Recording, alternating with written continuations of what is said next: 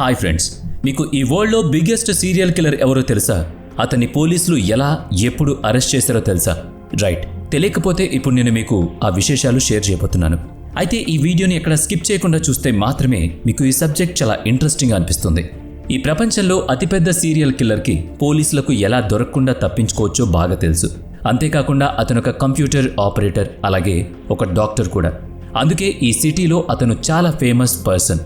మంచి ఫ్రెండ్స్ కూడా అతని చుట్టూ ఉంటారు. ఇంతకీ అతని పేరు మీకు చెప్పలేదు కదా. అతని పేరు డాక్టర్ హెరాల్డ్ షిప్మ్యాన్. ఇతను అతని క్లినిక్ను ప్రాణాలు పోయడానికి కాదు, ప్రాణాలు తీయడానికి ఉపయోగించాడు. ఇంగ్లాండ్లో హైడ్ అనే ఒక చిన్న సిటీ ఉంది. అక్కడ కేవలం 30,000 మంది మాత్రమే నివాసం ఉంటారు. కానీ విచిత్రం ఏంటంటే దాదాపు 23 ఏళ్ల పాటు ఆ సిటీలో సీరియల్ కిల్లింగ్స్ జరుగుతూ ఉన్నాయి. ఈ విషయం ఆ ఊరి జనానికి కూడా బాగా తెలుసు. ఇంతకీ ఈ 23 ఏళ్లలో ఎంతమంది అక్కడ బలైపోయారో మీకు తెలుసా? దాదాపు 250 మంది. డాక్టర్ హెరాల్డ్ని ఎప్పుడు ఎవరూ అనుమానించలేదు. ఎందుకో తెలుసా? ఎందుకంటే అతను ఎప్పుడూ ఒక చిన్న తప్పు కూడా చేయలేదు. అందుకే అతను అసలు దొరకలేదు. కానీ ఈ సీరియల్ కిల్లింగ్స్ మాత్రం ఆ సిటీలోనే కాదు, ఏకంగా ఇంగ్లాండ్లోనే సెన్సేషన్ మర్డర్గా మారిపోయాయి. హెరాల్డ్ హైడ్ అనే ఒక చిన్న సిటీలో క్లినిక్ని నడుపుతుండేవాడు. దాదాపు నెలలో 3,000 మంది పేషెంట్ల వరకు ఆ క్లినిక్ వస్తారు. అయితే ఈ డాక్టర్ అందరినీ బాగా చూసేవాడు, మంచి ట్రీట్మెంట్ అందించేవాడు. కానీ ఎవరైతే ఒంటరిగా ఉంటారో, అలాగే ఎవరైతే ముసలితనానికి దగ్గరగా ఉంటారో వాళ్ళనే టార్గెట్ చేసేవాడు. ఎందుకంటే వాళ్ళు చనిపోతే ఎవరూ అనుమానించరని. అలాగే హెరాల్డ్ ఏం చేసేవాడంటే పేషెంట్లతో చాలా మంచిగా వ్యవహరించేవాడు. వాళ్లతో ఒక ఫ్యామిలీ మెంబర్లాగా క్లోజ్ అయ్యేవాడు. ఒక్కోసారి వాళ్ళ ఇంటికి వెళ్ళి మరీ ట్రీట్ చేసేవాడు. ఇలా వాళ్లతో బాగా చనువుగా ఉండేవాడు.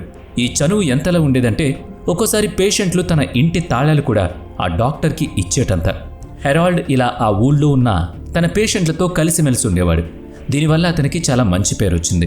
ఇలా పేషెంట్స్లో తను టార్గెట్ చేసిన వాళ్ళ వివరాలు అన్నీ సీక్రెట్గా తెలుసుకునేవాడు.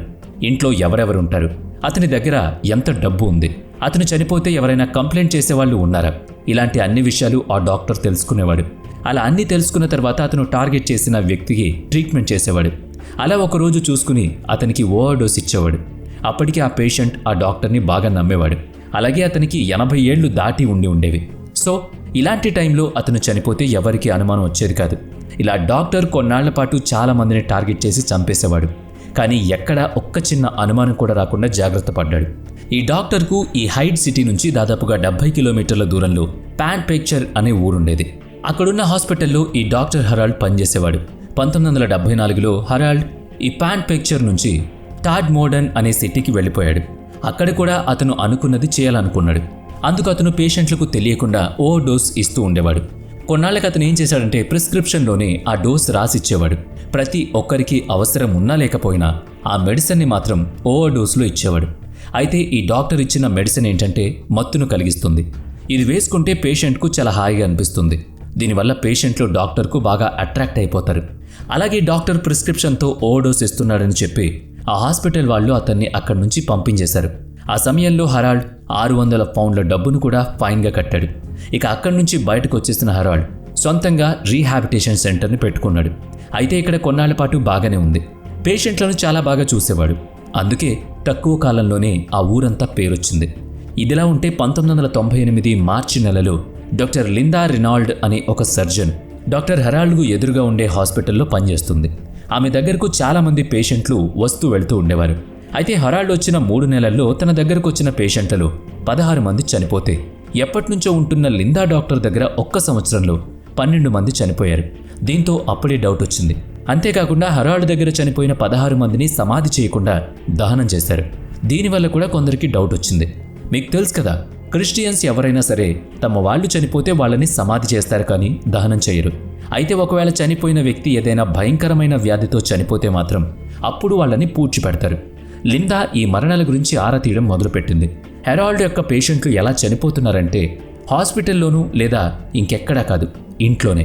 అది కూడా మంచి బట్టలు వేసుకుని అలా కూర్చుని ఉన్నట్టుండి ప్రాణాలు వదిలేస్తున్నారు.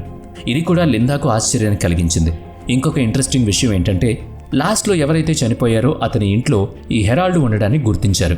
అలాగే హెరాల్డ్ పేషెంట్లలో చనిపోయిన వాళ్లలో ఎక్కువ మంది పొట్టలో నొప్పి వల్ల చనిపోతున్నారు. ఇవన్నీ కూడా లిందా తెలుసుకోవడం వల్ల పోలీసులకు కంప్లైంట్ ఇచ్చింది. దీంతో పోలీసులు రంగంలోకి దిగి ఇన్వెస్టిగేషన్ మొదలుపెట్టారు. కానీ హెరాల్డ్ స్వయంగా తన పేషెంట్లను చంపినట్లు ఎక్కడా దాఖలాలు లేవు. దీంతో ఒక నెల రోజుల తర్వాత ఈ ఇన్వెస్టిగేషన్ బంద్ చేశారు. హెరాల్డ్ ఏం చేసేవాడంటే తన దగ్గరకు వచ్చిన పేషెంట్ల నుంచి బీ ఫామ్ పైన సంతకం చేయించుకునేవాడు. ఈ అప్లికేషన్ ఏంటంటే ఒకవేళ చనిపోయినా డాక్టర్ ఇందులో బాధ్యుడు కాదని. ఇలా ఒక ఫామ్ పైన సంతకాలు తీసుకున్న తర్వాతే హెరాల్డ్ ట్రీట్మెంట్ స్టార్ట్ చేసేవాడు. ఆ తర్వాత వాళ్ళు చనిపోయిన తర్వాత నెమ్మదిగా ఏదో ఒక రీజన్ అందులో రాసేసి క్రిమేషన్కు బాడీని పంపించేసేవాడు. ఒకసారి ఏంజెలా ఉడర్ఫ్ అనే ఒక మహిళ హెరాల్డ్పై డౌట్ పడింది. తన తల్లి ఈ డాక్టర్తో ఎక్కువగా క్లోజ్ ఉండడం, ఆ తర్వాత సడన్గా ఆమె చనిపోవడం, ఇవన్నీ ఉడర్ఫ్కి చాలా బాధ కలిగించాయి. అంతేకాకుండా విచిత్రం ఏంటంటే ఆమె తల్లి తన పేరు మీద ఉన్న 2 ఇళ్లను కూడా డాక్టర్ హెరాల్డ్కు హక్కులున్నట్టు రాసిచ్చింది. ఇది చూసిన ఏంజెలా షాక్ తినింది. ఇక హెరాల్డ్పై తనకు డౌట్ రావడం మొదలైంది. అప్పుడు ఆమె ఇన్వెస్టిగేషన్ మళ్ళీ మొదలుపెట్టింది. అప్పుడు మరిన్ని ఆశ్చర్యకరమైన విషయాలు బయటపడ్డాయి. అవేంటంటే ఆమె పొట్ట లోపల జరిపిన పరీక్షల్లో ఆమెకు చనిపోయే ముందు ఎక్కువ మొత్తంలో హెరాయిన్ తీసుకున్నట్లు, అలాగే హై డోస్ డయామార్ఫిన్ తీసుకున్నట్లు గుర్తించారు. అలాగే హెరాల్డ్ కంప్యూటర్ను చెక్ చేస్తే అందులో పోలీసులకు అవసరమైందేది దొరకలేదు. ఇలా చాలా తెలివిగా తను అనుకున్న పనులను పూర్తి చేశాడు హెరాల్డ్. తన పైన అనుమానం కలగకుండా జాగ్రత్త పడ్డాడు. హెరాల్డ్పై ఒక కన్ను కాదు, చాలా కళ్ళు వేసి ఉంచారు పోలీసులు. అయితే అతన్ని అరెస్ట్ చేయడానికి పోలీసులకు మాత్రం ఏ ఎవిడెన్స్ దొరకలేదు. ఏదేమైతేనేం ఈ డాక్టర్ దాదాపుగా 260 మర్డర్స్ చేశాడు, కానీ ఎవరికీ దొరకలేదు. మరి అతనిపై మీ కామెంట్ ఏంటి? పోలీసులు అతన్ని పట్టుకోవడానికి నిజంగానే ఇన్వెస్టిగేషన్ చేశారా, లేదంటే అమ్ముడుపోయారా?